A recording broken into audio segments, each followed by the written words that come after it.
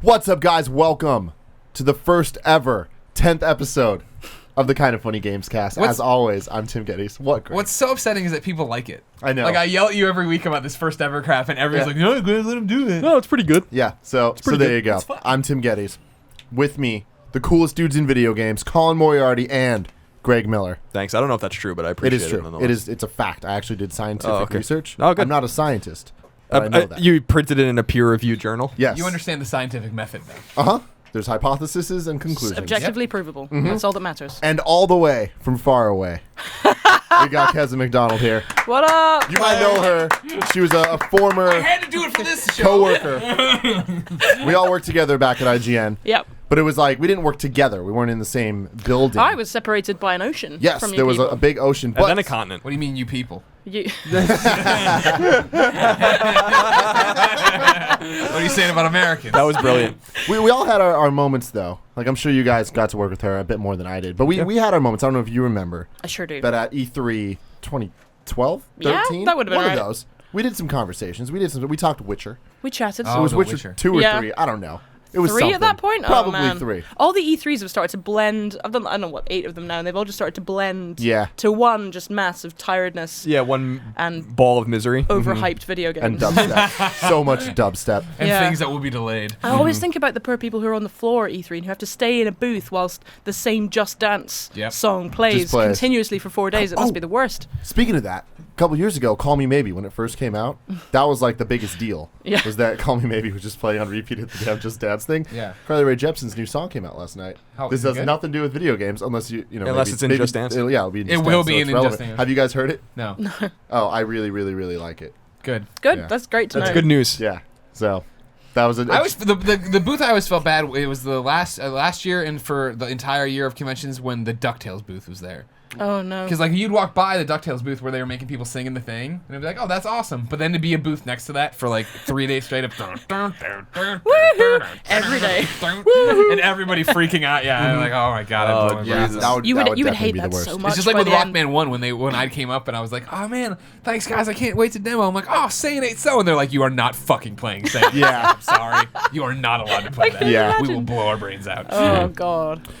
Keza, I like your shirt a lot. Thank you very much. It is. Pokeball. It's very classy. Pokemans? Official Kanto gym leader. Established Kanto? 1996. I don't know how to say it. Kanto, I guess? Kanto, I used to call it. Kanto? Kanto, Yeah. if you're being Japanese It's about pretty it. awesome. So, where are we, Greg? Oh, right now, everybody, if you're watching the video, if you're listening to MP3, it sounds great. You just think we're at the house. It's great. We're not at the house. We are broadcasting and recording this at patreon.com. Of course, patreon.com is what changed our lives and allowed us to get money from you to quit our jobs to start all this crazy business stuff we do. It's kind of funny. Thank you. Thank you very much for your support. They were nice enough, Patreon, to Bring give us us to the Death Star. put us in the Death Star here. It is very strange. It is, right? Colin's been flipping switches all day. I can't figure out if any of it's real switches or are It's they all, unfortunately, it's, it's all, not. it's all held together with duct tape. We're in their room here podcasting, doing right now. But what's happening, which is weird, is that we are recording this live while it's being broadcasted to Twitch. We've been doing this stream Monday, Tuesday, and Wednesday from 11 to 5. GDC devs coming in, GDC friends coming in, showing games, talking games. And part of that was yesterday doing the Game Over Greggy show with Harley, and then today doing the Gamescast. So Twitch people are watching right now. We're not in the chat like we usually are because we're focusing on making the show as normally it happens. And as it normally happens, this is a show where we get together and we talk about video games, whatever the hell we want to talk about video games, 4 topics broken out over the week over on youtube.com/kindoffunnygames. Then on Friday, you can get the new episode over at patreon.com/kindoffunnygames, which is where we are. We are actually in that website right now. This is the website. Yeah, that's why it that's looks the like server. This is what the internet That's the looks like server. in real so life. it's pretty cool. Or then you can just get last week's episode over on iTunes or SoundCloud or like PodTrack. So you can or get whatever the hell. newest thing early, or you can wait and get it all for free. Yeah, and it's great. And there's your rigmarole. But on to some real shit right now. Some real shit. Right now, this is the Game Developers Conference, GDC. Right. It's a couple blocks away from here. Let me ask you guys a question.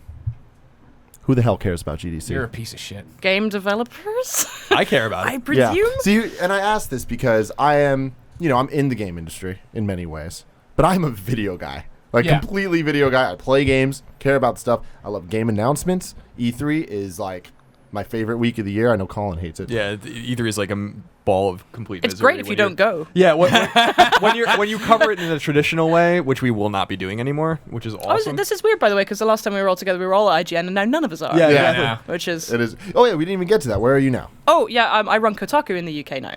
Very fun.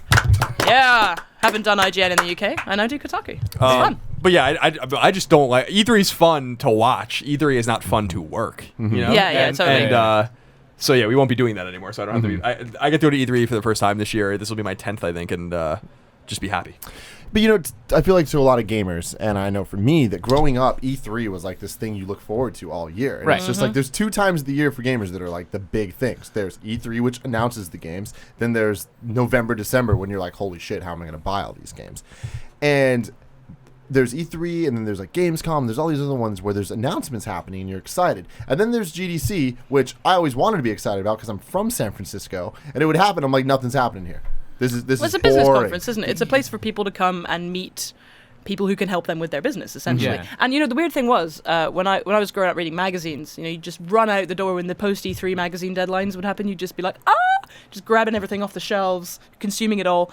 And now, because of the internet, it's just a very different experience. You don't have to wait for all the information to happen. It's just all happening all the time. Right. And so in that magazine era, GDC wasn't really it was a game developers conference. It was where people went to do business stuff. And now, because of the internet, it's become this thing that people cover. And it never really was that interesting to begin with, I don't think. Yeah, I mean, there's 2 different tracks to the question, I think. And, like, why GDC matters and is exciting to a fan versus why GDC is exciting to us, right? Because we're lucky enough to be here. We get to go out and see our friends. We get to go to parties with our friends, catch up with developer friends. These people we haven't seen in forever, right? As a fan, I think the crossover is what's so exciting is...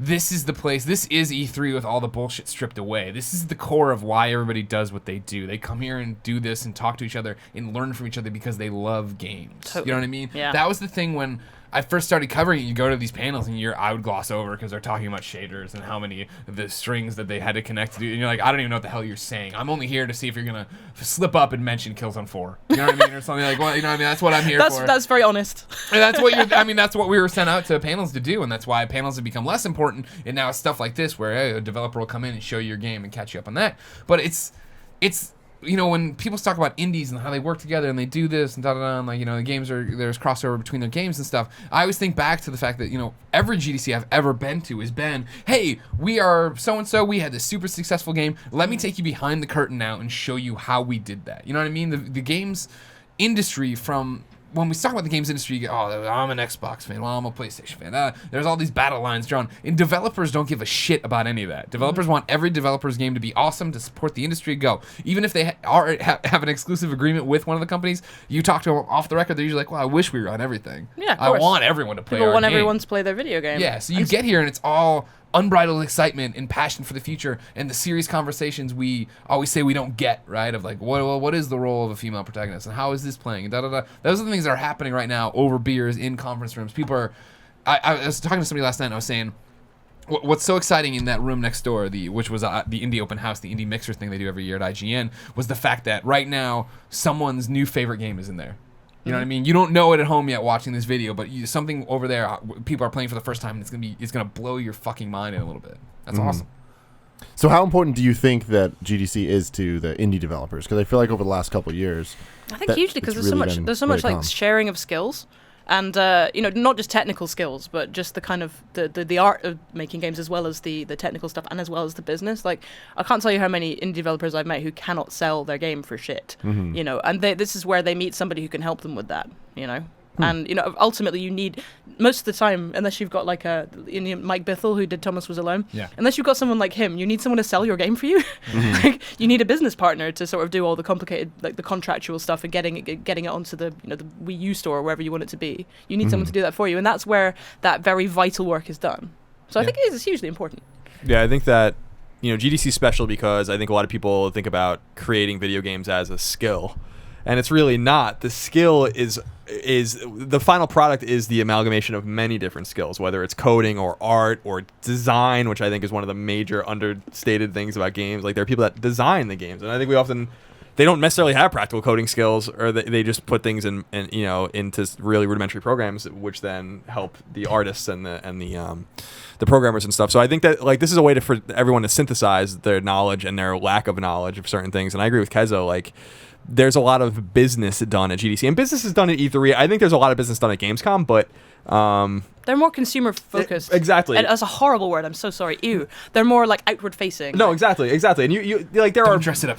We know there's business deals being done there, but I think GDC is really all about that. Like GDC is really not for gamers. Yeah. You know, and I think that's what's so interesting about it. You know, Keza and I are both really into storytelling and into writing long form articles and really delving deep into things. And I think that, so for people like us, I think GDC is really special because of the stories you hear, and even a lot of the off the record stuff you hear. Like, there's a lot of fascinating stuff happening this week, every year in San Francisco. So GDC is actually my favorite show, and I think because it is so different, because it is so not for the consumer, it is so for everyone heightening their art and learning from each other, and just seeing, like, we had the guys from Drinkbox here before, and before that we had Nathan from Cappy, and they know each other, and they work together in Toronto, but they were mingling in the Patreon lobby, talking about how they never see each other in Toronto, and they see each other more at these kinds of shows, and they catch up, and they're gonna go get dinner at some point, and all, you know, like that stuff's good. That's good stuff, and it's a more human element. The question you're asking, you know, how important is it to the indie developer? I think it's incredibly important, no matter what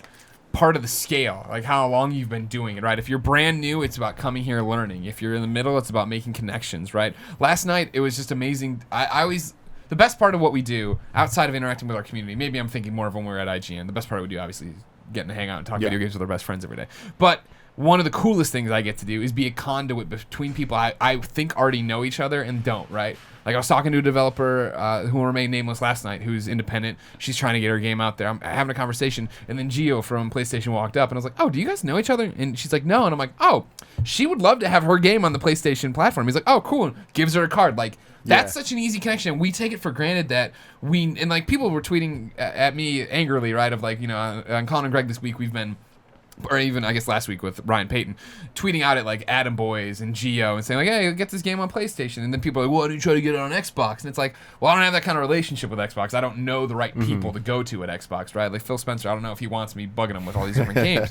But this is like that situation of like, I know PlayStation so well that I know they are looking for independent developers. But if you're an independent developer who's put all your money in to get to San Francisco, do you know how to connect those dots? And that's awesome to be able to be a part of it and see that and hope something happens. Absolutely. So taking a step back, what is GDC? Like, for the people at home that don't know, because I remember when I was younger, I just had no idea what it was, because I imagined it was just like E3 was. You see the pictures in the magazines of E3, and you're like, oh yeah, there's like these crazy booths and all this stuff. But like, so what exactly does the conference consist of? It's a business summit. So you have people who sit in rooms who talk and have a PowerPoint presentation about what they've done with their animation, or like a cool thing they discovered when they were doing user testing in their latest game, or something like that. That's usually quite like nitty-gritty development stuff. And then a lot of people sit and watch. And so there are, 10, 20 of these panels going on at any one time, and you kind of work through the day as a developer, or someone attending. You work through the day and you pick stuff that you think looks interesting or sounds interesting, and you go along and have a little listen. I thought the post-morts, as they call them, are some of the most interesting ones, which is when a developer, their game probably released last year, and they're like, here is the whole process and what we learned from releasing Divinity Original Sin, or from releasing Shenmue. That was a great one a few years back. And the great thing about GDC now is that you can watch all of it. It's all on the Vault online, and you can just watch these talks. So if you just happen to be really interested in, I don't know, as a particular developer, or Shenmue, whatever, you can just watch, an hour of a guy talking about what it was like to make it and release it. And I think that's great. We never used to be able to do that. No, that I would have ate that up when I was a teenager. Sure, yeah, to have that insight, right? To be able to hear these people talk about what they actually go through. Yeah, I think there's a lot. I think something like GDC breeds a lot more openness, even if it's really not meant for major consumption or mainstream consumption. Because it is. There are all these panels, but and the panels are great and fascinating. I've been to so many great panels. I wish I could actually go to GDC this year, but we have our passes. We're just not gonna be able to do anything with them. But the show floor is funny too to me, because it is not. PlayStation has like their games out there and stuff, but it's really different in the sense that there's guys in a booth trying to sell their middleware, and there's a dude giving like his own PowerPoint presentation where there's some benches in front of it about this engine that he's trying to sell, and there's this other person trying to find indie developers to bring for ID at Xbox, and it is a show floor, but it is like the antithesis of E3 show floor, because it is not for anyone to buy shit. It is actually for the developer to sell shit to or for someone to buy an engine, or for someone to buy or to like communicate with an artist where they needed some help on some art. Yeah. Like it's just its own different kind of show. So I understand why some people aren't interested in it, and I also understand why there's some frustration that more news doesn't come out of it. I think Project Morpheus was probably the biggest piece of news that has come out of GDC in years. But PlayStation Move was announced here, Colin. Yeah, it kind of changed everything. that did change everything.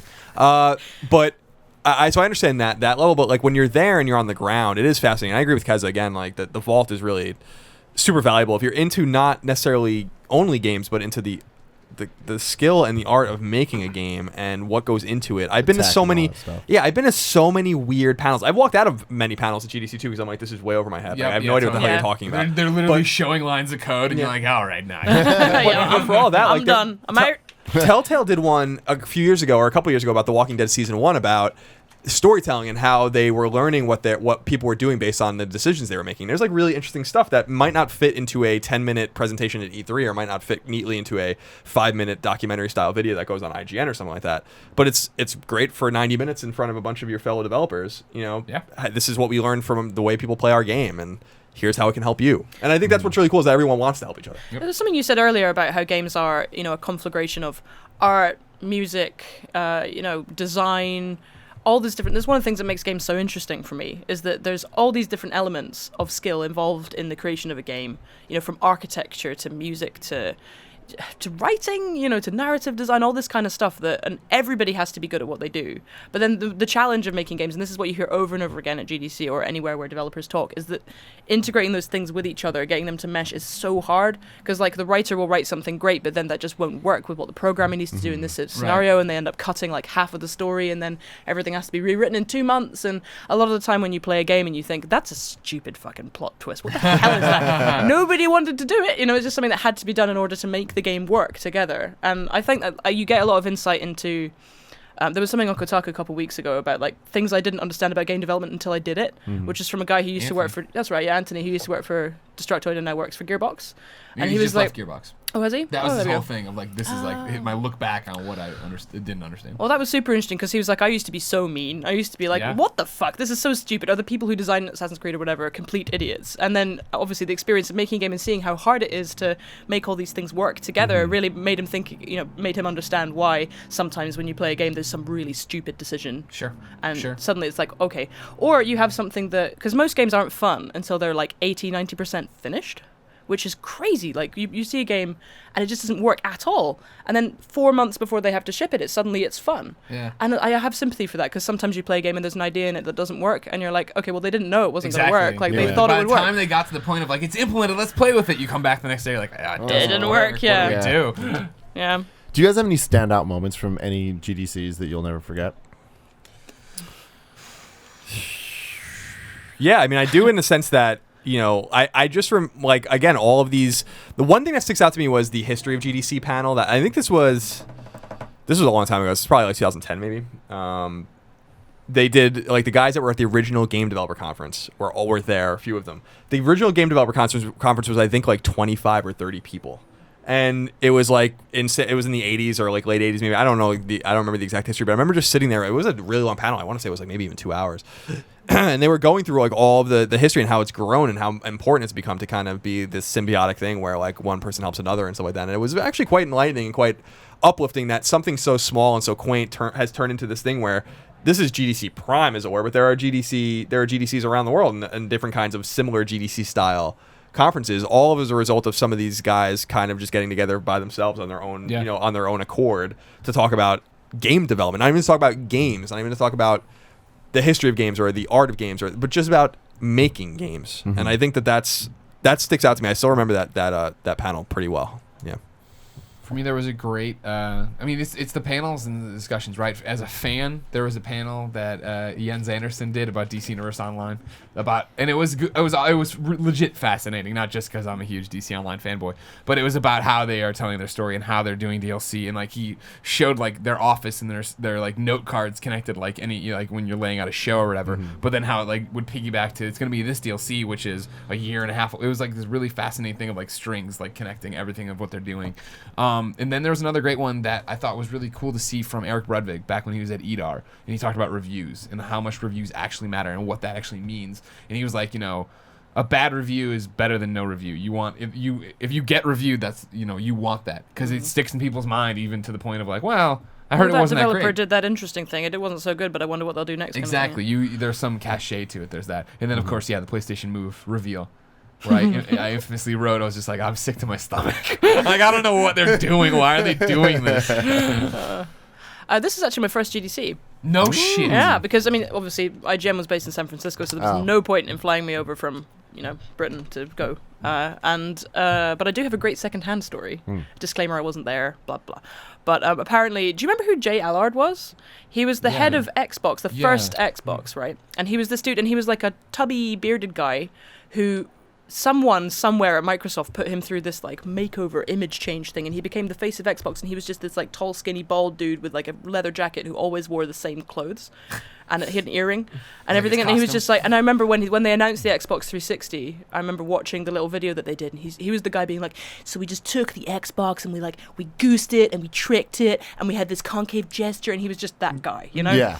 And apparently at GDC shortly after the Xbox launch, he was in a bar drunk off his ass on like 6 or 7 cocktails, and every journalist who walked past, he's like, come sit down with me, man, come sit down, and just like told all this unbelievable stuff about the first years of Xbox. And I like that story because that happens a lot at GDC. Like, you end up talking to somebody and they're telling you all this stuff that you would never know. There's no way you're ever going to get it from an interview or from anything official. You just learn, these high-profile games, they're like, that development was fucked up. Let me tell you an amazing story about it. Yeah. That's the thing. It seems like kind of like a big party for a bunch. You were saying earlier, like friends you don't see for that long. Like, as game journalists, you guys have worked with these developers for years, and so now it's like you all get to come together and party and talk about everything that you couldn't talk about at the time. Well, that's always the story, right? Everybody makes the joke, the totally dark joke. But if you dropped a bomb on the W at like 2 a.m. on any GDC night, you'd wipe out like the entire video. We'd be set back 20 years because everyone's there. Like, everyone is there. No, don't do that if you don't like video games. Jesus God. No, it's true. Yeah, I mean, I've learned, I think, more off the record stuff at GDC than anywhere else. And like, for all the off the record stuff we know and we've learned over the years, whatever, just fascinating stories. I'm just a consumer of good stories, even if I can't tell them to my readers. I know a lot of good stories, and I think many of them.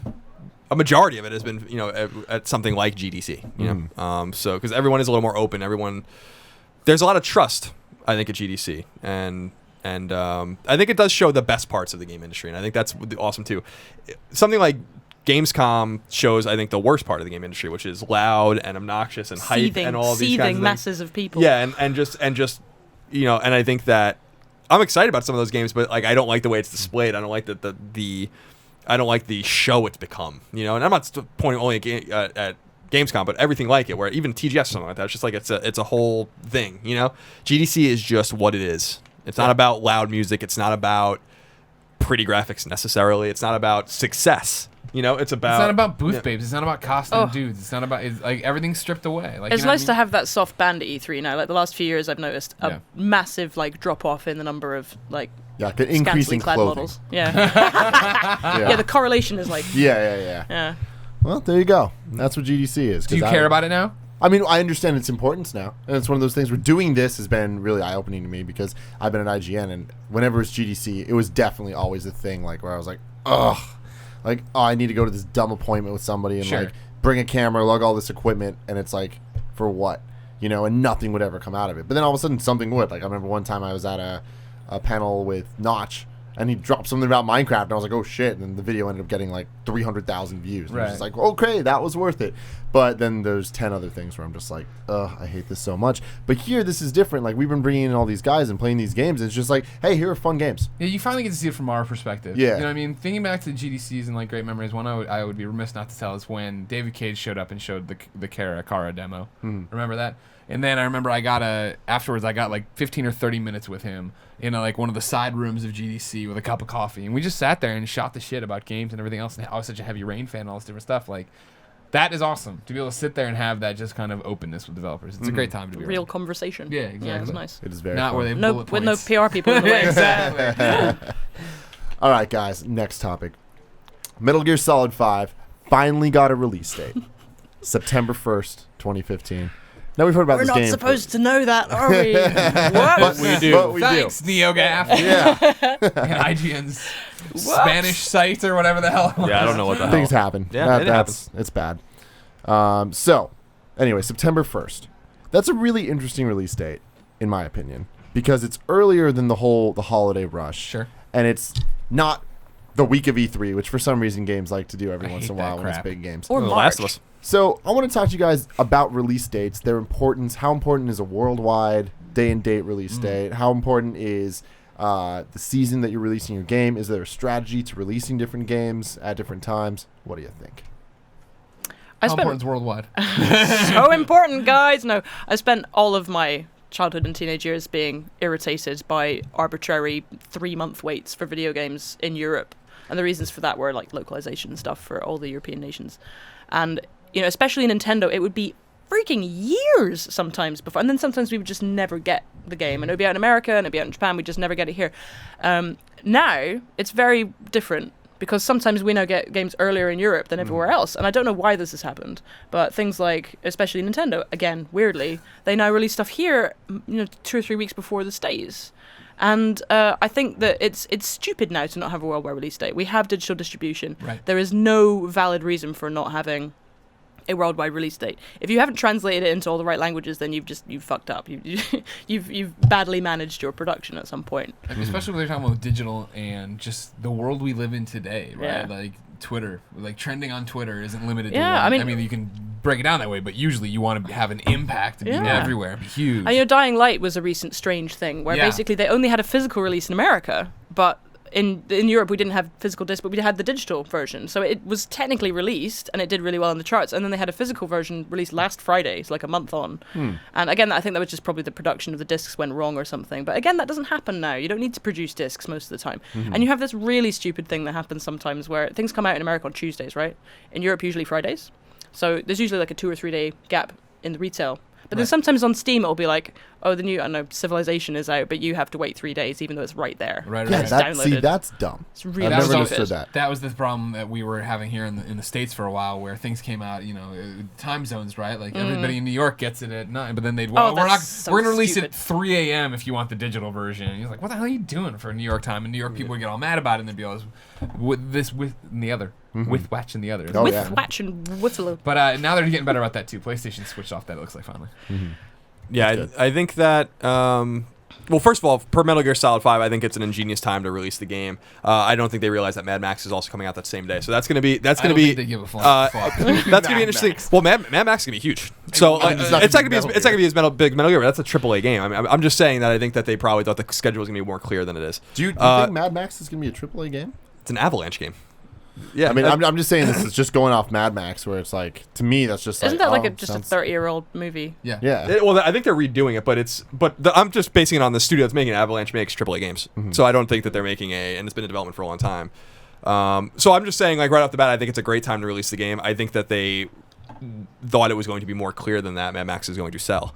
But release dates are essential, and finding the releases. We were talking this morning with Nathan from Cappy about the dice roll of identifying a date. You really don't know when games are going to come out and who's going to be affected and what game you might have to go up against. And it's like it is actually, like, I think for a lot of developers, and publishers, one of the most horrifying things. Sure. And you always feel so sorry when an indie developer has a release date and then some other big game that's coming out that week and suddenly everyone's like, we can't review it, sorry, we're all really busy on this, and then everyone doesn't buy it. And Yeah, it's exactly. It can really mess you up, right? Which goes back to what Greg was saying about just the review itself being pertinent to, even if it's a bad review, of making some press for your game. Yeah, because I mean, think about how people dodge Call of Duty, and think about how people dodged Grand Theft Auto 5 like it was the fucking plague. Man. You know what I mean? So, like, there's just certain bombs you drop. I don't think Metal Gear Solid is one of those bombs, but it's a good time for it.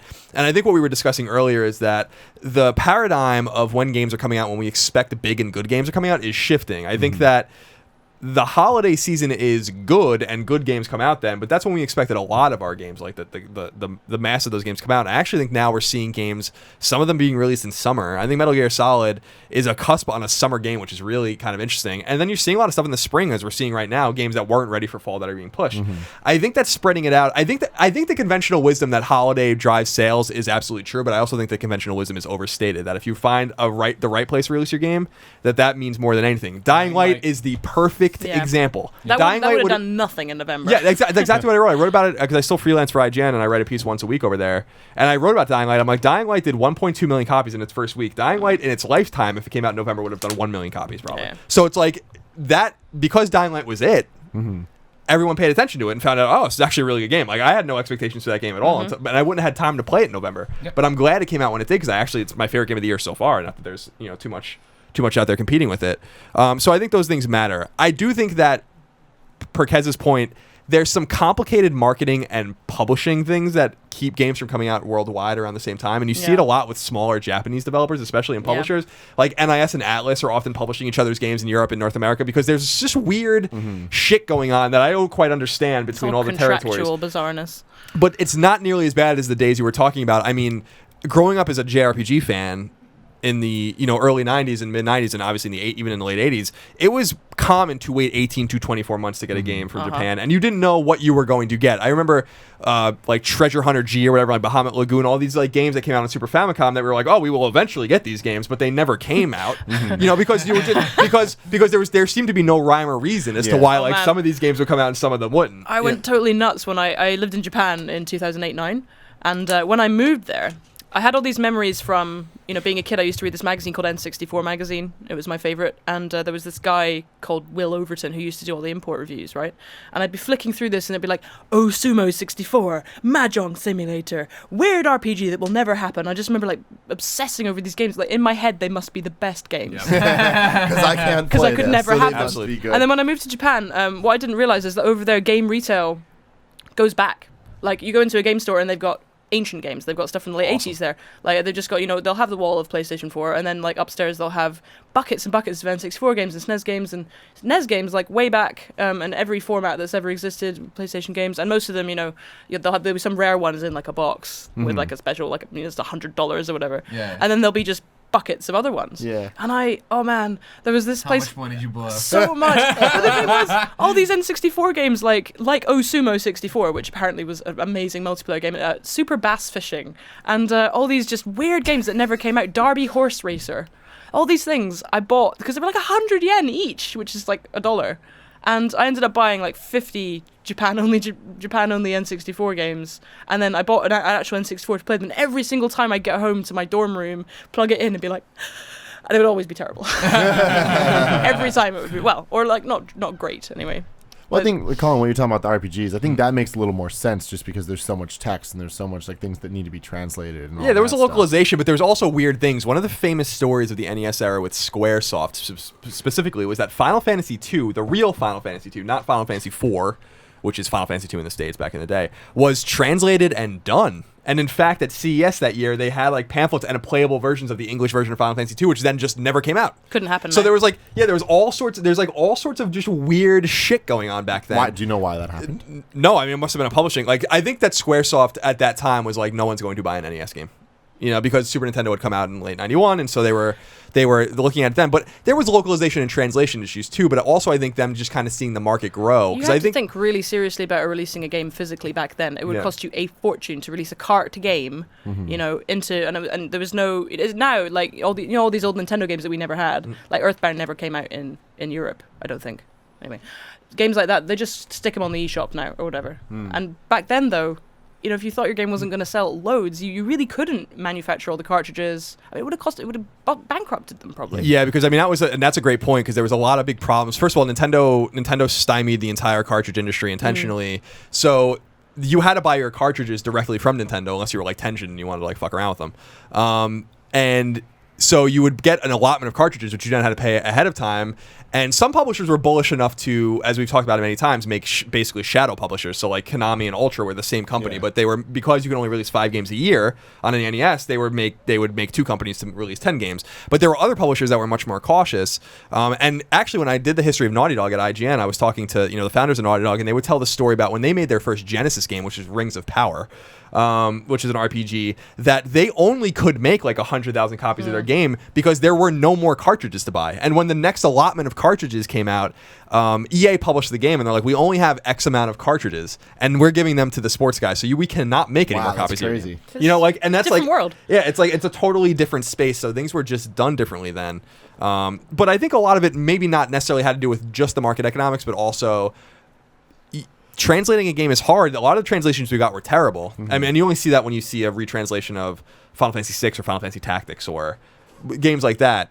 And then the process of getting them localize it and then going through cert again and all that kind of stuff? Is it worth the money? Is it worth the time? I think that JRPGs had such a long tail in the United States that there with Final Fantasy II, for instance, I don't think the proof was in the pudding yet. I think when you saw a game like Chrono Trigger, right before PS1 came out, I think that was the proof, which is why during the PS1 era we were getting 2 good RPGs a year for 5 years. So I think that times had just changed at that point. But you couldn't just throw something out there and see if it sold, which you can do now. You can put something on Steam and just be like, see if anyone wants it. It's so much better. We get so many more games now. It really is so much better. The internet has completely revolutionized how games are played and how we can just have access to them. But on the other hand, I had a friend who was extremely good at knowing about obscure as shit PS2 games, and he introduced me to a bunch of just completely weird things that were Japan only, and his entire world basically was learning about these games, and that's kind of gone now. His specialty is now gone. But things like Tulip, which I think actually came out in America weirdly, but it was a kind of isometric RPG where you're a little guy in a village and you want to kiss a girl that you like, so you have to work your way up to her by kissing all the other people in the whole village, starting off with the gimp who lives in the sewers. And you basically good place to start. It's the weirdest game. Oh, it was great.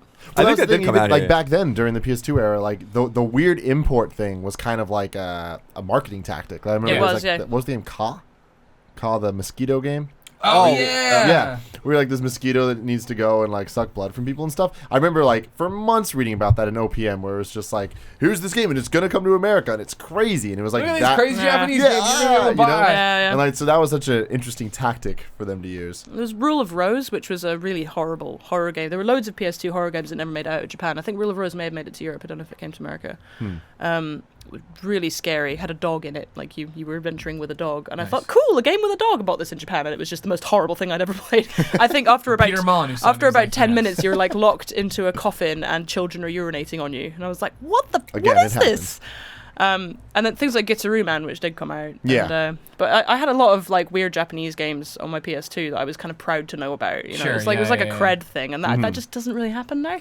But now it's there's such a the people who know about the cool independent game. Oh, that's it. Yeah, else knows the about indie it. game. I don't there's so much shit on Steam that I'll be talking to people and they'll tell me about a game. I'll do podcasts with fans and I'll be listening. I'm like, oh great, what is that? Cool, and I'll click over to buy it because it sounds so awesome. And it came out in 2012, and I'm like, Jesus, you know what I mean? There's too many games now, which is great. That's what we need. But there was a talk yesterday at GDC. There was a chart that came up showing how many games were applied, were given to the App Store for certification every day, and it's thousands every single day. That's insane. So how are you supposed to keep track of that? My partner used to work at Pocket Gamer, which obviously is an iOS and Android and Pocket Things site, and he was reviewing kind of 30 games a week in a roundup, and still barely, and that was years ago when there were maybe 100 games a week, not 1,000. When it was Levi Buchanan times, and you had a shot at knowing everything. But right now it's there's no way anybody can know the mobile market. Right. They can't know and it's the same with Steam. There's hundreds a month on Steam, which is many fewer, but still too many to know. Yeah, you can't play everyone have an experience with it. Yeah, I feel nowadays with Let's Plays and Twitch and all that stuff, those are the games. Your friend that talked about all the obscure Japanese games and all that stuff. Now you look at the top Twitchers and they're just playing these. Or PewDiePie. PewDiePie's a perfect example. What the fuck games is he playing? Yeah, he plays Call of Duty, but then he also plays all these really, really weird. He makes games. I mean, he makes games. Not literally makes them, but makes them in the sense that a thing. Well, I mean, tastemaker. He made Flappy Bird take off, I think. He did a video about that, and that sent it crazy. But that's a perfect example. Where the fuck did Flappy Bird come from? Skate 3. He was playing Skate 3 last year. And they had to start reprinting the game in Europe. Yeah, that's right. I forgot about that. Yeah, I forgot about that story. Because kids were wanting to buy it, and so they ended up reprinting Skate 3. Damn. See, that's fucking awesome. Yeah. All right, going back to the release date conversation for a second. So, looking at this big list Game Informer has of 2015 video game releases. So, January, there's a ton, and Dying Light was kind of the standout. February, we got The Order, IDARB, Evolve, Helldivers, all this stuff. Helldivers technically today. There was a big. February. Oh, is it? Good call. Yeah, okay. Cool. I did not realize it was March. So there you go. Now we're in March. Helldivers. Thank you. And La Mulana EX. A million PS4 remasters because that's going to happen forever. Then you get into April, and so we start. Hey, we had Monster. Nobody mentioned Monster Hunter. We had Monster Hunter. Monster Hunter, we did. And Majora's Mask on 3DS. Yes. Talk about Monster Hunter. Then we got. I respect the Monster Hunter. We got a lot of games coming. We're seeing the release dates and stuff, and then obviously since it's still a little early in the year, as you go on, There's very few dates that we actually have. Today we got a date for Final Fantasy 10 and 10-2 on PS4. Then we got June 2nd, Arkham Knight. Dun, dun, dun, dun. So that's like a big deal. August, we have nothing confirmed. Isn't that E3 week? Why do people keep doing this? Yeah, like why is that? Well, hold on. Let's continue this. There's got to be a reason. Sorry, my bad. Then the last one. Then we got September. We got Mad Max and Metal Gear Solid 5. Nothing confirmed after that. So Arkham Knight on June 2nd, the week of E3 or the. Are we sure it's E3? No, it's not. No, it's E3 is in the middle of the month. 10th or Oh, is like it? 10th Okay. to 15th. Yeah, E3 is They late did it with this year. Last of Us, and that's not like the. And there's other games they've done. Didn't you end up coming to E3 late because you were having to do Last of Us? I left. Yeah, well, that was what I was doing before The Last of Us, and then I left that night or that early morning to get more shit done for it. Yeah. Because I remember writing a story in the airport because remember The Last of Us was broken when it came out. Yeah. And I remember writing that up because everyone was freaking the fuck out. Like, you gave it a 10! And I'm like, it wasn't broken for me. What game isn't broken when it comes out? No, this is that's like a what bigger game isn't question. broken? And this is we'll presumably talk about this a little bit later, but this is a major reason why almost everyone now just doesn't review games until they're out, Right. Because there's it's Smart. too much now. But like that's interesting because there has been a couple other games. I can't think of them off the top of my head, but yeah, Last of Us, and there was other ones that I remember even being at IGN where we were like, shit, how are we going to cover this? We're all here doing this Yeah, I stuff. remember Charles. What the hell was he reviewing during E3 once? Oh, Bioshock? No. no, it was it's a game like that. Shit. Sounds like Bioshock. I remember Charles brought a game. Oh no, I think it might have been Duke Nukem or something like that. I remember like when they finally released that shitty Duke Nukem game. yeah. I remember him bringing his Xbox 360 to E3 to play. I think it was for that game. Mm-hmm. But anyway, I mean there are There are games. other examples that we can't remember. Yeah, now going back to that though, so I think Arkham Knight is one of those games where it doesn't really fucking matter when it comes out. Like they can avoid the holiday season because it's going to sell and Yeah. like people are going to want that. Last of Us, it's pretty similar there, and even releasing during the E3 time kind of makes sense just because then it's like everyone's obviously going to be talking about it, so it's like here's the thing you could buy right now. Yeah, you're So engaged. that's cool. But then going to September 1st for Metal Gear Solid 5, I feel like that might be one of the earliest AAA holiday releases we've ever got. Like I remember Yeah, Halo. usually it's late September onwards, isn't it? Yeah, like Halo 3 was September 15th, I want to say, when it came out, and that was like, holy shit, like you guys are going real early. But I remember there was some reason for that. It might have been a Gears of War or something else that they were trying to like separate from, or that was when Call of Duty was really kind of starting to kick ass. But that's insane. Like, how much earlier do you think they can get than that? I mean, it's not how much earlier. It depends on what you think of the industry right now.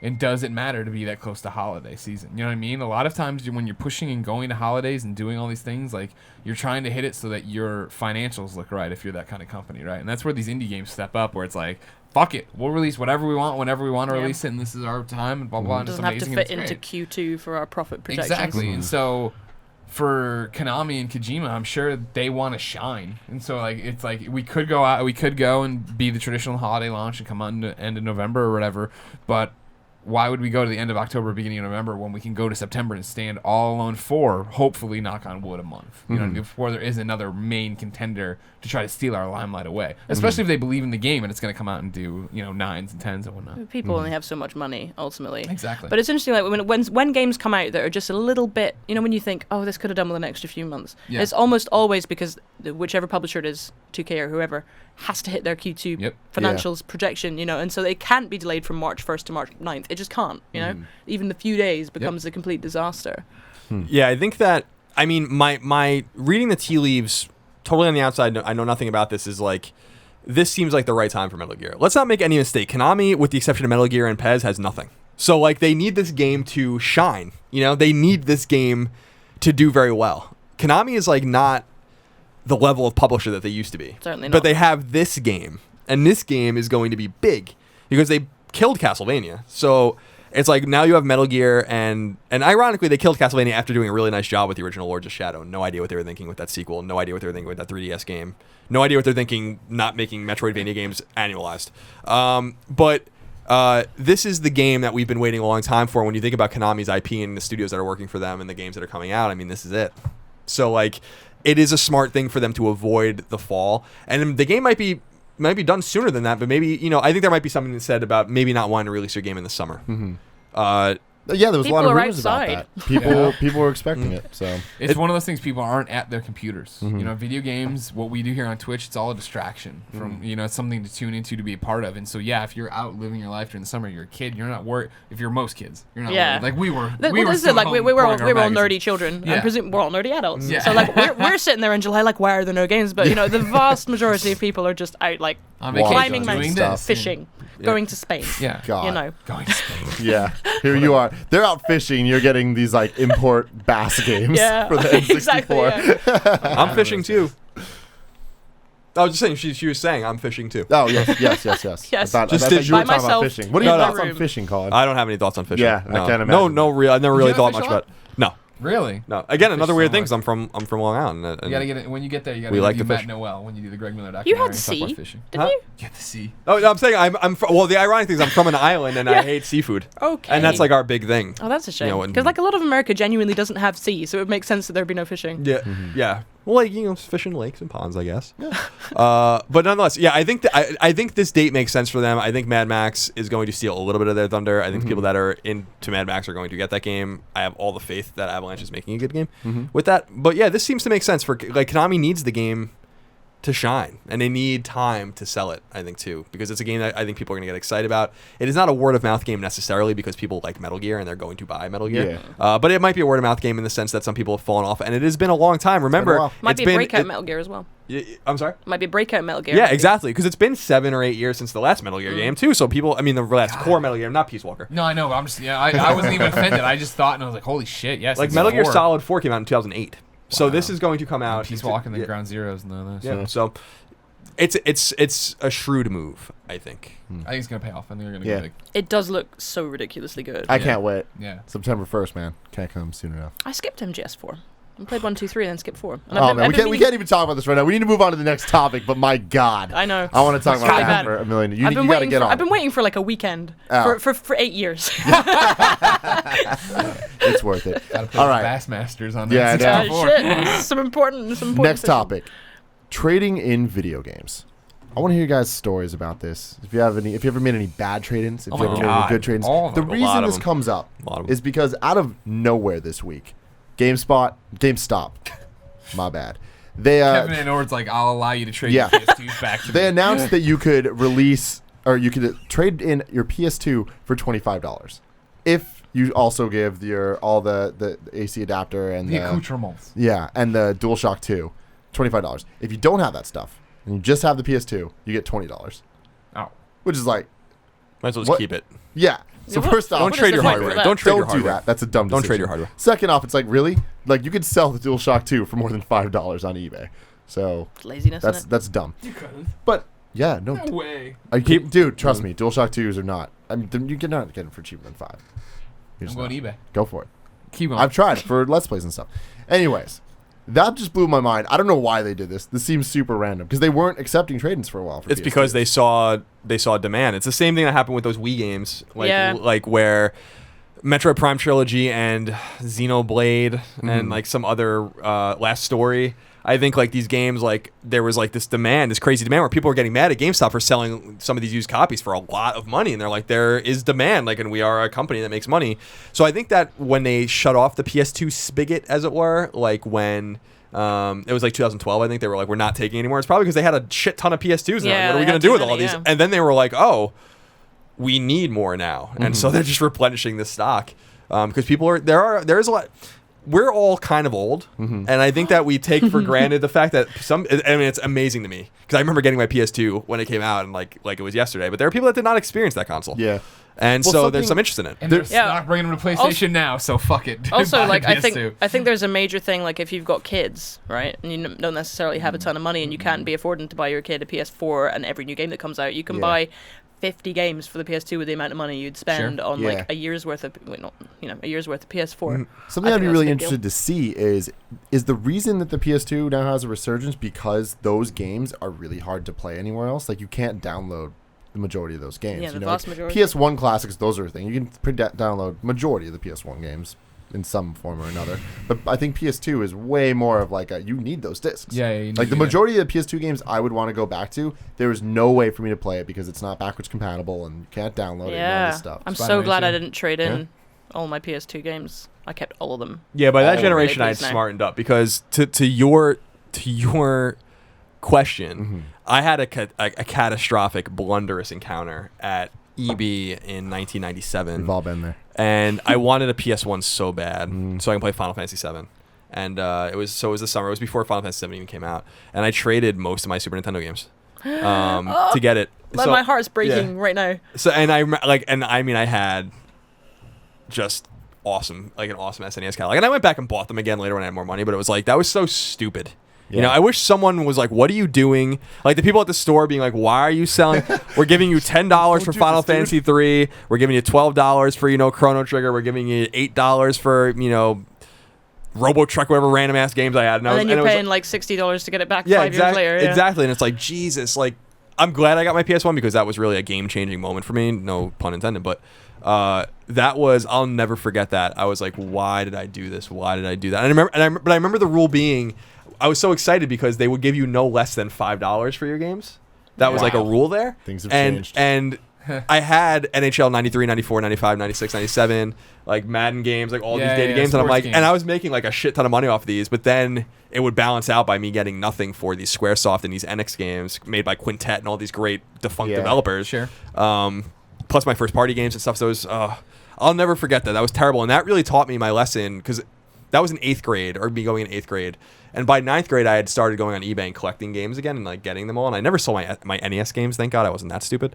But I started having to collect them again, and how much money I lost because I already had them. Yeah. God, man, I have so many trading stories. Like my life was trading in games to get new ones and stuff.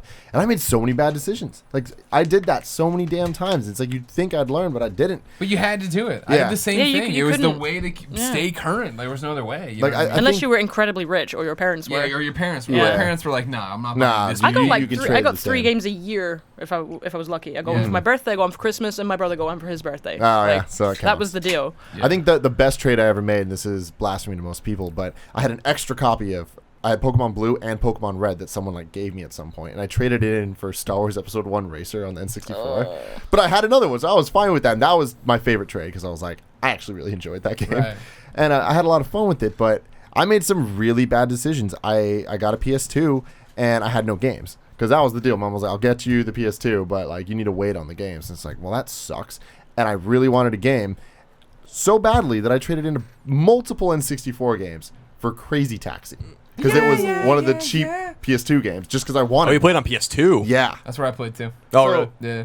I had the blue bottom. It's like not even a real PS2 game. It was one of those stupid CD ones. Yeah. It's like, come on. But yeah, I did that, and that was just such a stupid decision, and that I immediately regretted. Here's what I want to talk about, and I know I'm not among. You'll throw me to the fire. Was it really a bad decision? Yeah, it was. Why? Because I'm like Colin. I go back and I'm like, I've rebought so many of those games just because I like collecting these things. I think I know what you're getting at, though. Like, these things can weigh you down if you have, like, 20 years worth of video games, like, clogging up. Like, in my house, I live with my partner who is 42 years old, and oh my god, so many video games. Just boxes of, like, ancient computer shit. And it's all rubbish, mostly. And I'm like, seriously, can we pair that? Because I pared my collection down to, like, my best games. The ones I don't want to get rid of, and then I got rid of the rest. And I have, like, a nice 4-shelf, still too many, 4-shelf kind of thing. But from now on, like, I'd be quite happy from this day forward to never buy another physical game again. Quite happy to download this. Absolutely. But with him, he's got like years and years and years and years and years worth, and he never traded anything in. And he hoarded all of it. And I kind of get where you're coming from, because it does start to. It's one of those things where weigh you at down. our house, right? Like I have the Metal Gear Solid on PlayStation 1, the double disc set. I have Spider-Man from Neversoft. I have like Genesis Spider-Man. Then I have like a bunch of different Ghostbuster ones, right? But most importantly, Ghostbusters on Sega Master System, which is this defining thing for me, and Ghost House and stuff like that. Like these are sentimental things. Like, you know what I mean? But like I traded in everything, and I know at my dad's house there's still a box somewhere that has all of my Master System games in it. No Master System. We sold that at a garage sale, but that's there. But my Genesis collection's gone. When N64 No Mercy reset on me on the third cart for like the 7th time, I traded it all in and got my PS1, and then traded that all in. And, for me, it was like, wiping the slate clean to go just because I never go back. You know what I mean? Like I'm not somebody who's like, oh man, I really want to play Final Fantasy whatever today, or I want to play. I am that guy. I love that makes sense. back. That makes sense. It's just a different thing of like. But you know, a lot of the time, like my games that I have now, they sit on the shelf for 9/10 of the year, but then very occasionally, like we do these Kotaku UK game nights now. Where I live in England, in Brighton, we do them in London as well, and we have games spanning the whole history of games there. So we'll have like Sports Friends and Towerfall on PS4, but then I can bring like Amplitude, my PS2 version of Amplitude. I can just pluck that out and just be like, we're setting that up over here, and I've got my massive N64 collection, and I often put like something just random on in the corner, and people can explore that, and that's the time that I'm pleased that I've still got them. But a lot of the time, I'm like, do I really need this copy of Red Faction Armageddon? Like, am I ever gonna? I'm never gonna play that again. So well, I agree with paring down. Yeah, so that was the thing. So the PS2 era, like to get my PS3, I had to trade in a ton of games, and I schemed the living shit out of GameStop, and it was awesome because I like piled deals on top of deals on top of deals, where it was like the 50% trade in. There was a bonus if you're this Power member or whatever. I ended up like doing a really good deal, and I got my PS3 and Metal Gear Solid 4. But I did have to trade in like half my PS2 collection, and that was the first time where I was like, I'm not trading everything. So I kept my Amplitude, I kept my Final Fantasy X, I kept NBA Street Volume 2. Of course. Like these games that like meant something to me. Sure. You were another of the 800 people that bought Amplitude. Yeah, exactly, right? The odds of this are so low. Love Amplitude. But I kept those games because they meant something to me, but then there was a ton of other ones that I traded. And some of those I do regret now. Like I went back and I was like, I randomly want to play Onimusha 3. Sure. And it's just like, fuck, I don't have it. The worst Onimusha game. No. The only one the only game I ever rebought, traded in and then rebought later was Spider-Man 2 on PS2. Because I'd played it, I'd done everything, and then I was like, whatever. And then I went out for a summer to an internship in D.C. And I would just come home on the weekends and like there's nothing really to do or whatever. And I'd just be like, kind of feel like just swinging around New York. Just like doing stuff, and like that's what I would do. I went out, rebought it, came back, thinking Budweiser, there, drink and swing.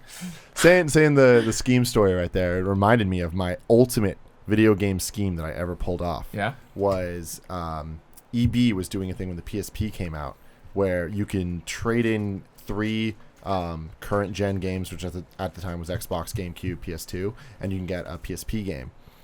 And I looked at the list and I did a lot of research of what games you could trade in and all that stuff. Yeah. And I was like, what's the cheapest game you can possibly get to trade in? And, obviously at that point, they wouldn't let you do what you did with like every sports game because like they just would give you nothing for it. And 20 cents. Yeah, so it excluded everything. But I found out that 9 Shots Outlaw Golf Holiday Edition was the cheapest game you could get for $1, and they would let you do this. And I found the only place that sold it was a Blockbuster exclusive. So I went to every Blockbuster that was like anywhere in the area, and I bought every copy they had. How many? And I don't remember, but it got to the point where I think at the end, I guess. Are we talking dozens? Or like 6? It was enough that I got every single PSP launch game. And I got so many PSP launch games extra that I traded those in to get the PSP. Oh! So for like $60, I got a PSP and all the launch games. Damn, I had a good scheme. Death Junior. Awesome. I had a good scheme when the Dreamcast went, because so my local game, which was EB in the UK, my local game was selling Dreamcasts for £20, which is nothing, and. So basically, I bought a bunch of Dreamcasts, like traded in Dreamcasts, and then the other place down the road was buying Dreamcasts for twice as much. So I traded in all these Dreamcasts again. I got like 4 of them, and then I traded them on. I kept 1. And then the other thing, which was the same year, was that they had a thing where they were getting rid of N64 stock. And so from their catalogue, you could buy any N64 game for £5, which is nothing. And I went for like the rarest ones, and they had like 4 copies of Conker's Bad Fur Day left. And then the same store was buying them for £25. Same store? Yeah, and I literally went to the store to pick up these 4 copies of Conker's Bad Fur Day, picked them up, went, thank you very much, and then just went to the counter and was like, I'd like to trade 3 of these in, please, for £60. It was great. Damn. That is good scheme. Awesome. That's a good scheme. The schemiest one I ever did, and it was dirty and filthy, and I shouldn't have done it. But in Colombia, I had my PS2, and like I'd already bought it.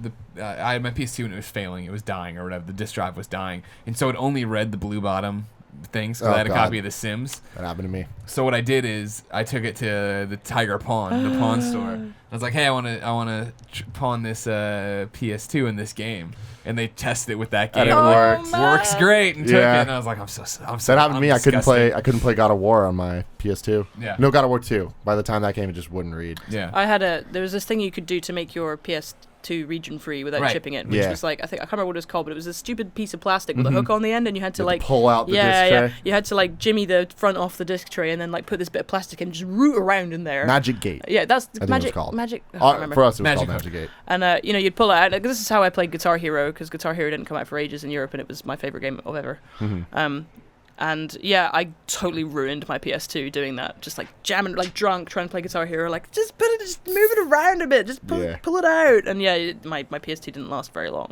Yeah, it's funny that the shady shit you had to do to your consoles to get them to play the games you wanted them to play. 'Cause I still remember getting this thing on PS1. I don't remember the name of it, but it was like a thing you put in the back port, and then you had to take a spring and put it onto the hook so that you can leave your lid open. Then you had to put like a... You could use a matchstick, couldn't you, for the PS1? I guess like the whole thing was to make the lid stay open so that you could read an American disc. And then when it started the PS1 thing, you would take it out and put in the European or Japanese disc, and then it would just continue as if it had already like read the thing or whatever. I'm like, so weird. Like, I think you could do that with a matchstick. I seem to remember like propping up various bits of console with matchstick. I can't remember if it was like Dreamcast or PS1 or what. It's so like, the good news is that you really don't have to do that shit anymore to play the games you want to play. These are all stories everyone watching is like, God, tell us about the war or something, old people. God, with your matchstick. Whatever. Oh, but I just want to say really quick, just as distressing as that Super Nintendo to PlayStation story was, I didn't understand that CDs could not save. Like, you couldn't save your game to CD. Oh, man. And I remember being all set up, and Final Fantasy VII came out, and I was like, why can't I save my game? Oh, man. And it was like, I needed a fucking memory card. And I was like, I have no money left. I have no games to trade left. And I remember begging my parents, being like, listen, guys, like, I made an error. I can't, like, I went through this whole fucking ordeal, and I can't play this game now. I need a memory card. That's such a tragedy. And I was like, oh, Did they buy it for you? yeah. They did. But it was like the bootleg one, not the PlayStation one. My first PlayStation one had a fucking giant basketball on it. I'm like, God damn, like a 3D basketball. My PS1 one was the blue EA Sports one. The guy had to be like, no, it's from Mad Catz, but it will save your game. Like, you sure? I'm like, all right. God, remember all those like junky third-party controllers used to be just so terrible, like a turbo button? Yeah. There's always a turbo button. And it only helped in Final Fantasy X getting Lulu's special weapon. Anyways, final topic for the show. Yeah. Is traditional game journalism dead? Now, I bring this up because I think this is a very interesting group of people to talk about. Sure. This. Yeah. We got us. X. We left IGN to essentially, we left traditional games journalism to do fucking this crazy weird internet video thing. Then you left IGN to do a different form of games journalism. Yep. So I think, yes, traditional games journalism is dead, as in the journalism that we grew up with in like the 90s and 2000s. Yep. It's gone. Because the purpose of that, of the magazines I used to buy and the early websites I used to read, the purpose of those was to tell me stuff about games, to give me information, give me screenshots, give me like, this game's coming out. Feel like? And now people can get that information however they want. Like, they can get it from PS Blog, they can get it from YouTube, they can get it wherever. Like, being the gatekeepers to information is no longer a viable thing. So that version of the games press is gone. But I think what's come up in its place is much more interesting and varied. Like, people still have this thing where they think of the whole of the games media as journalism. About 20% of it is journalism. The rest is entertainment, criticism, all this other really interesting stuff that we do now. And, my job, about half of my job is reporting, and then the rest of it is criticism and entertainment. And, what a lot of people do on YouTube is essentially games entertainment. It's like a TV show about games. Yep. And that's fine. That can coexist. And there's this weird perception that, like, the games media is dying, and it's not. It's just diversifying, and it's become a bigger thing. Like, games journalism is now only a part of the games media, which is a much bigger thing.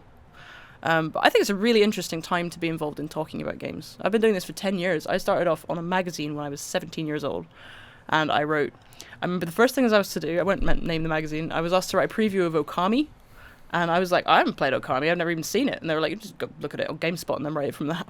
That was genuinely what we had to do on that magazine. And that was, that's what print was at. That's the stage that print was at that point, And I left print after a year because although I liked having like a magazine in my hands that I'd written because that was exciting, I just realized that, most of the companies who had print magazines. They weren't looking at the internet. And meanwhile, I'd grown up internet. Yeah. I had my own website when I was a teenager, and I read a lot of IGN and Eurogamer and a Angel bunch of other Fire, stuff. yeah. Yeah. And so I went into online after that, and I did, I worked with Eurogamer and a bunch of other websites for a long time before I joined IGN, and now at Kotaku. And even in that time, like, it just changes every year. Every year it changes. And like at IGN, it was very much like a combination of, I don't want to say marketing, but like publisher driven, here's the thing we want you to show your audience stuff, and then entertainment, and then like criticism and reviews. And at Kotaku, it's different again. Like a lot of what we do is post-release, so it's like, and I do a lot more reporting, I do a lot more investigating of things, because we don't do previews at all. And again, like a lot of sites now don't do previews, for instance. It's becoming old-fashioned, and a lot of people aren't doing scored reviews anymore, one by one. So I don't think IGN will ever give up scores, and I don't think they necessarily should.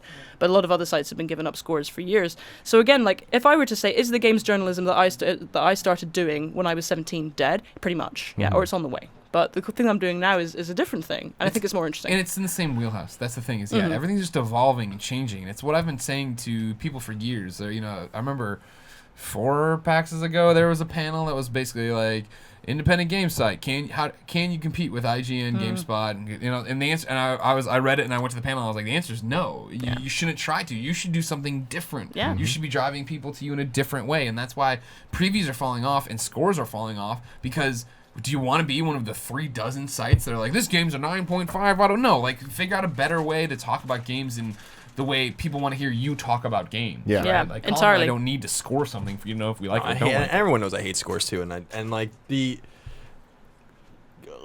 agree with what Keza was saying. Like, people conflate games media with games journalism. I think that what Keza does is journalism. I think that a lot of what I did, but not all of what I did, was journalism. For all the people that called us journalists in quotes, it's like, go read my 50,000 word history of Naughty Dog and tell me that's not journalism. Yeah. You know what I mean? So like, there are things that like we're doing that is journalism, but we do have to separate what is a real journalist that does the White House beat for Washington Post doing compared to like us playing and talking about video games. They're very different, you know? I think it works the other way too, where I feel like a lot of people refer to me as a games journalist, and I'm like, no. At no point was I ever that. I am a game entertainer. But you saying that, it's like, that's what I am. Like, I mean, and sometimes, like you say, one of the Twitter insults or comments insults, you go to call this journalism, and it's like, well, no, it's not.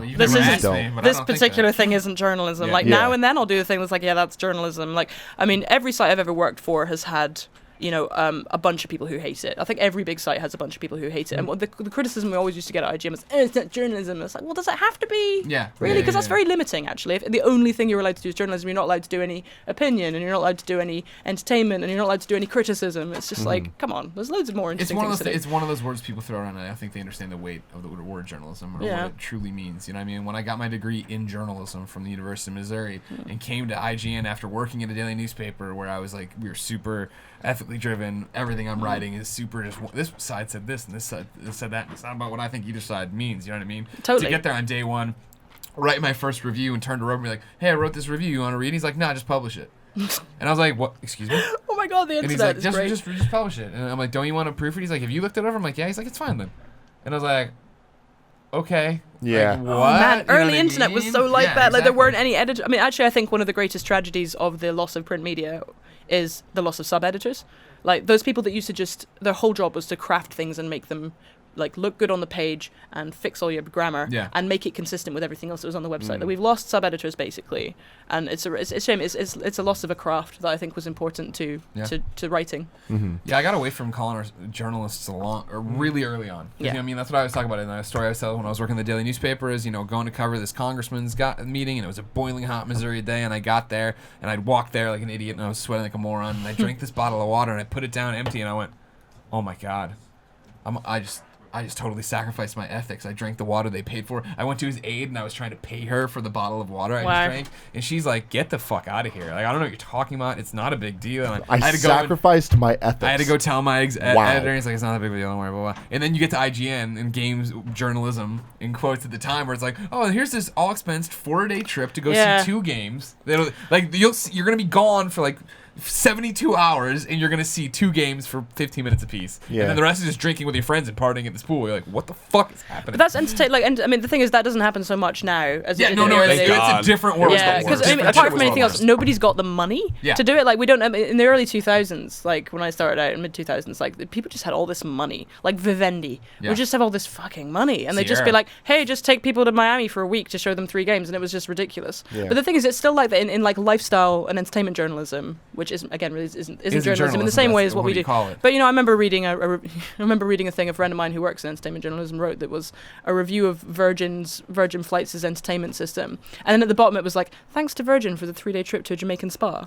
Yeah. You know? And it was like, yeah, I mean, that stuff still happens. And it's like that nobody has a go at somebody writing for a lifestyle or entertainment website for going on a trip or for all this stuff, because no one expects journalism from them. Yeah. And I think there's a weird thing in games where people expect everything to be journalism all the time. And it's like, where did this come from? Because it never even was like that. Like when I was reading magazines growing up, like very little of that was journalism. Most of it was just messing around. Yeah. I think it's always just the fear, right? Like, and it's I think the games industry is so young that we're still learning all of this as we go and still seeing it develop and all these different things, and it comes down to basically people being afraid of, IGN got paid off to give that a 10, and I'm not going to put my which never $60 happens, incidentally. Literally in 10 years I've never heard of that happening in the specialist press. That's the really frustrating thing, is like for all the conspiracy theories that are out there, like I don't even know what anyone's talking about. Yeah. Like maybe those things have happened at other places at other times. I have no idea. All I know is that in my experience with my outlet that I worked at and like the people surrounding me, everything was on the up and up. I work for pretty much every British games outlet now.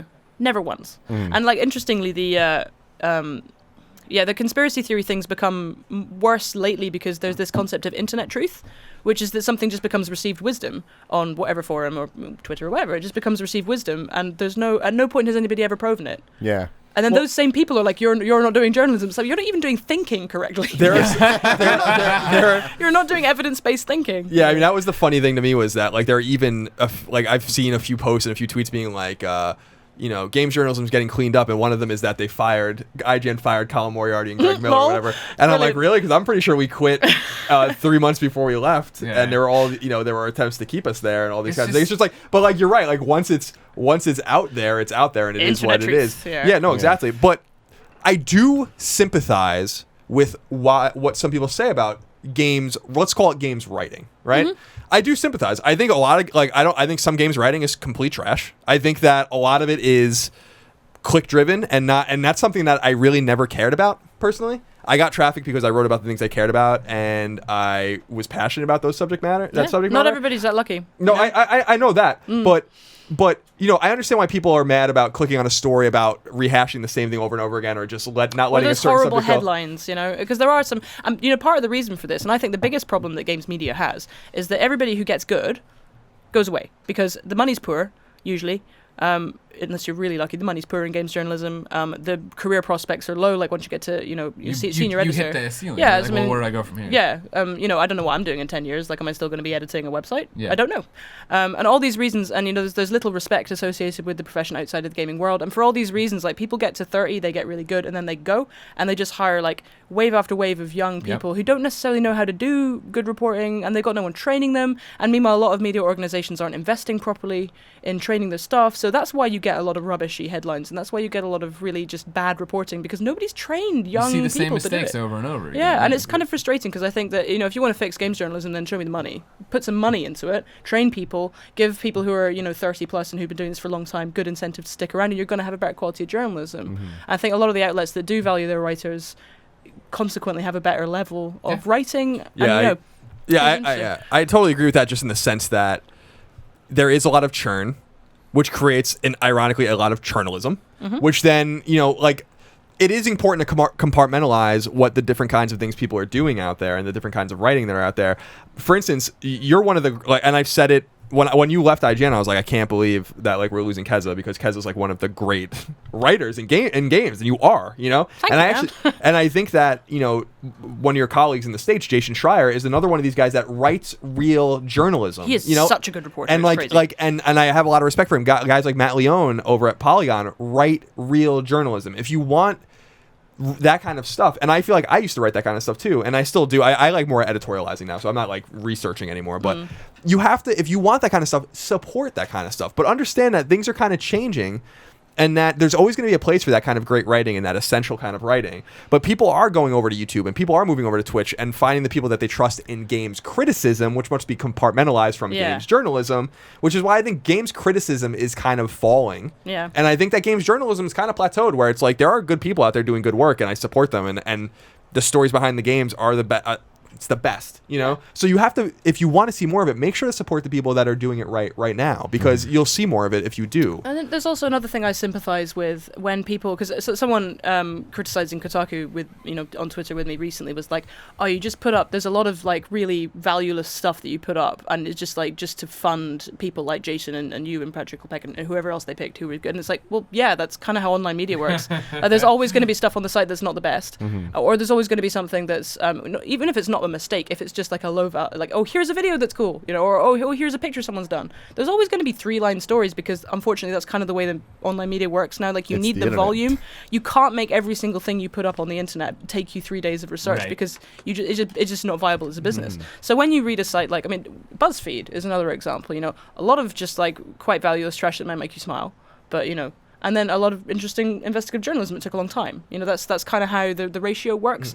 I think a lot of people criticize, whether it's IGN or Kotaku or anyone, there's a lot of criticism like, oh, but so much of what you do, like, you haven't put much effort into, and it seems like it's a top 10 list. It's a list. It's like, well, that's what you have to.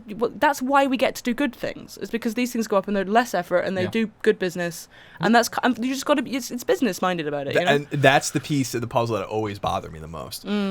Is that people be like, would go into the comments of the story and be like, I hate this kind of writing. I'm like, but you are clicking on it. And that is sending the metric message that you like it. If you don't, that's another thing. If you don't want to see the stuff you don't want to see, do not consume it. You know what I mean? Yeah. Because then the numbers will plummet and you'll get more of something else. One of the things I like about working at Kotaku is I think the ratio is pretty good. Like, almost everything I work on, I get to spend time on and I really enjoy. And interestingly, the stuff that is best for us, at least on my UK bit of the site, the stuff that does best for us is usually the stuff that took a lot of effort. So it makes sense, and it's great, because that gives you the opportunity to spend time on interesting features and not necessarily, thankfully we're big enough that we don't have to shit out 20 shit stories a day. Like, if you're a small site and you just have to get volume and you're just trying to get on GAF and M4G and stuff, and you're just, these poor young guys are just shitting out 20 rubbish stories a day, We don't have to do that where I am, and I feel very lucky not to have to do that. But unfortunately, that is kind of the model for online journalism, because of the way that the advertising model works. And this is why I think that the online advertising model, this is very boring. I won't go on about it, but I think it's definitely going down the toilet. Like,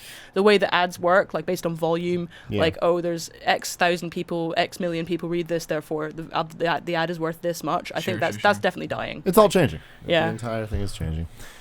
And it's changing thanks to you guys for supporting us in places like patreon.com/kindoffunnygames. This is amazing, by the way. I think what you've done is fantastic. Thank you very much. It's really great. I very much enjoyed what you've been doing. Thank you. We appreciate that. That means a lot from you. This has been the first ever and last ever episode 10 of the Kind of Funny Gamescast. Thank you so much, Keza, for joining us. No worries. Thank you so much to the people on Twitch watching us live. That was super cool of you. Your chat was great, I'm sure. I didn't see it, though. We're not allowed to. Yeah. Kevin won't allow it. Kevin's being kind of a mean guy right now. Anyways, thank you so much. We'll see you next week. I love you. Bye. Bye-bye.